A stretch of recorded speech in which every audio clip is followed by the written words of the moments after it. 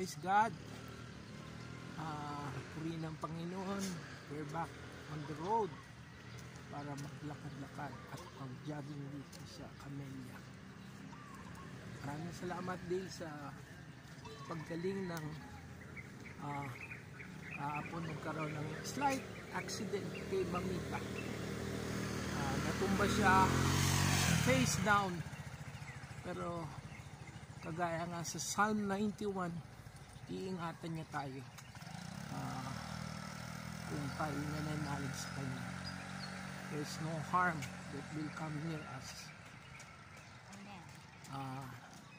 na madadamage ang ating katawan, dahil si Yahweh ang ating tagapagligtas at ang ating protector. Mamita, say something. Yan ang reply ni Mamita. Sweet reply coming from sweet lady. Salamat din pala sa panalangin nyo sa aming mga kamag-anak, sa aming mga churches. Langin sa kagalingan ni Mamita. Praise the Lord. Ang only injured lang kay Mamita yung balikat niya. May slight bruises. Pero hindi kami nag-away, Accident lang yan, nadulas siya. Ay, ako bumibili ng merienda. Nadatnan ko na, nadulas na pala.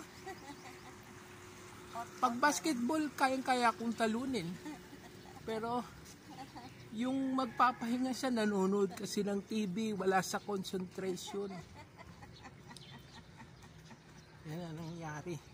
Mamita, cut na natin ng Netflix, Wag. Okay. Mamita, hindi talaga. Yung stick na pang video, masakit na yung balikat ko.